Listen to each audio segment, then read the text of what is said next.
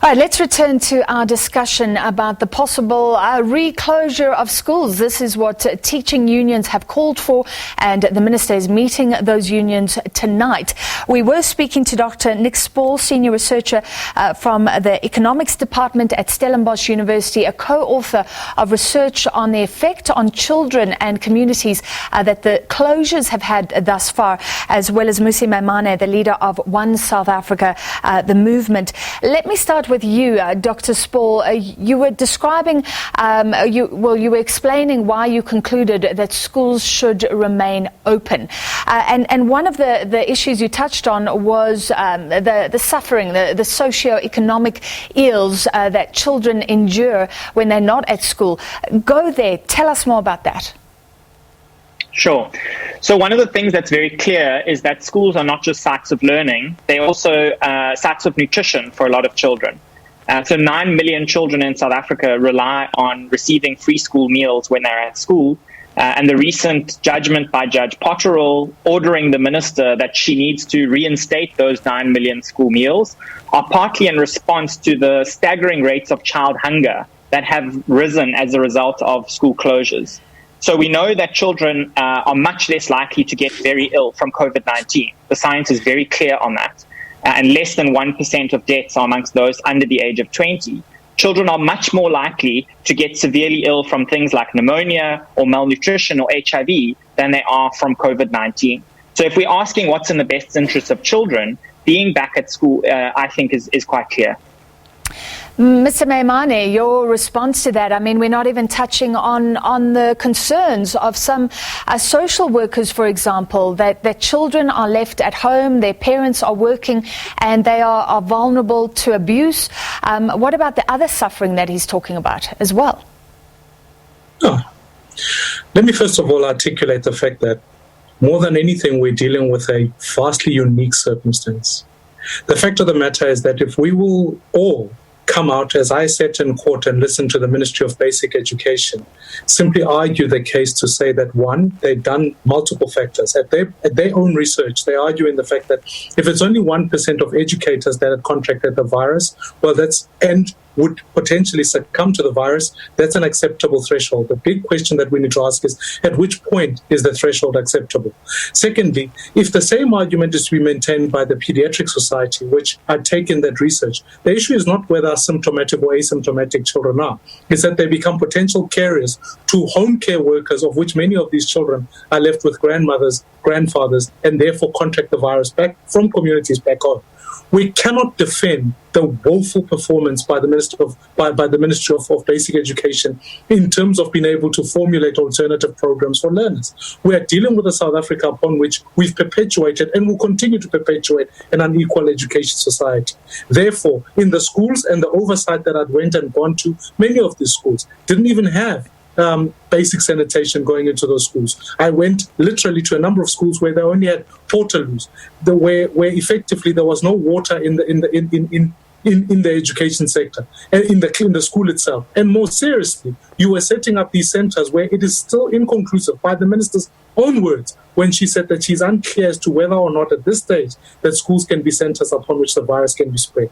I believe better alternatives can be found. This is an opportunity in COVID to reform our education sector. And while I am very conscious of the fact that, yes, children face many vulnerabilities, but some of those are not eradicated by simply saying to them that they best be at school, that their contraction of pneumonia, their contraction of other virus is a function of what could happen potentially in any other circumstance that we take place. So I would argue the case strongly. The question that we should be putting on the table is, at which point do we allow the safe returning of both educators, learners, and also the community that surrounds the school in a way that is safe, that does not accelerate the spread of COVID-19, as we're facing the fact that, let's take a practical reality of a school, because having been in one myself and having worked in one, I think it becomes very crucial. You could have a matriculant teacher who comes in there, sets up in a school, contracts the virus. They cannot get testing for up to 7 days at this current average waiting period. So that teacher potentially can be infecting colleagues at a progressive rate. And secondly, along with that, we're dealing with a rotation of teachers. Headmasters, teachers are simply saying to themselves, they can't keep sustaining this rotational model where a learner could potentially have in a month 2 or 3 other maths teachers that come onto the classroom because the department and other health facilities are capable of being able to respond to that. Mr. Maimane, let me throw in a question to Dr. Spaull, because you've raised something that I think he can talk to. Doctor, understanding that you looked at this through an academic lens, you were seeing how vulnerable children were. But what about what Mr. Maimane raises, the teachers being vulnerable, the communities that they go back into being vulnerable to COVID-19? So I think that's a really important question, and it's one that the teacher unions are right to raise. And I agree with Mr. Maimane when he says that schools that aren't prepared and don't have appropriate PPE should not reopen. But that's not the same as saying all schools should remain closed. So the reason why, when we look at teachers, there's no evidence that being at school raises their probability of getting infection compared to being in the community. For example, a study of 709 schools in Gauteng showed that the levels of infection among educators are not higher than for similar people in the Gauteng population as a whole. There's no reason why we would expect teachers not to have any infections, even if schools were closed. They are part of communities. Yeah. The question is whether there's a raised risk of being at school compared to being at home. And even then, we shouldn't be asking, when is it safe to reopen schools? We should say, when are the costs higher than the benefits? And then when that's the case, schools should close. Yeah. At the moment, the benefits to children are much higher than the costs. And very quickly, you said that children are relatively resilient to COVID-19. But just tell me more about that, because there was a recent report where the Gauteng Education Department confirmed that I think 7 children under the age of 9 had died in a week. So the number of deaths, we need to see that relative to both deaths that are had from other causes. So in the Western Cape, for example, the 2,600 deaths that have been from COVID, only 16 of those deaths were under the age of 20.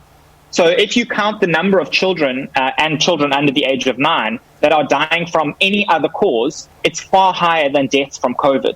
So even deaths from regular flu or pneumonia for children, not for adults, for children, those are far higher over this period than COVID deaths. This is very clear, and the Ministerial Advisory Committee, led by professors of epidemiology and medical doctors, are attesting to this, and there's widespread agreements among the medical fraternity that children are at much lower risk of getting severely ill from COVID.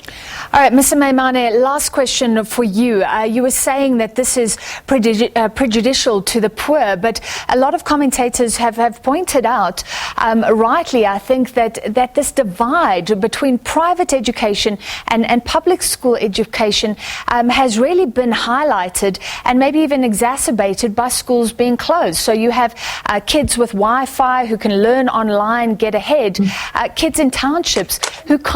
Isn't that a danger here as well? No, it is always a danger. COVID or no COVID, that is always going to be a danger. And that is why to then continue and advance this simple argument that says, well, let those that are ready continue and those that are not stay behind, is within the same sector, the same public sector education, exacerbating the very point you are making, which says quintile schools that are well prepared, that have got financial resources, are the ones that are going to open. And frankly, the poor school kids are the ones that are going to remain shut. So in the same public sector education, without introducing the private-public debate, you are ending up in the same perpetuation of inequality, A, and B, you then exacerbate the rural-urban divide in terms of the quality and accessibility of education. And more seriously, it then becomes the very complicated issue. Who are the kids who are poor? Who are the kids who are in rural communities? And I think we must interrogate that question even more so. Because let's ask the question for the matriculant who's preparing to write right now, who happens to be black, who lives in a poor community. What is that child's education and the quality of that education looking like within this context? That is why, if you cannot just simply go into this argument in South Africa and simply just say, well, let those who are ready continue and those who are not can't. It is unfair and prejudicial to in fact, in this instance, the majority of learners in this country. So we must reform education, and we must ensure, at this point in time, my argument remains that the benefits of schools being open are being outweighed by the surge of infection that we are seeing now. The reverse is going to happen because we are going to get through this peak period and we have to prepare better. I'm not here to defend government. It's not my job to do so. But what then fundamentally must happen is that we must make sure that all schools, not some, not the schools that are wealthy, not the schools that have got all the PPEs already, but all schools. And we must ensure that communities are better prepared to deal with testing and other mechanisms, and that we can deliver food nutrition programs to communities at home. It is possible, but we cannot defend the Department of Education, which has now been exposed in the midst of COVID. All right, we'll leave it there. And of course, we are awaiting some sort of decision, some sort of announcement. There is uncertainty after many of those unions called for schools to be closed. And we know that the Education Minister is meeting with them tonight. Thank you very much, both gentlemen. That was Dr. Nick Spaull, Senior Researcher in the Economics Department at Stellenbosch University, and One South Africa Movement leader, Mmusi Maimane.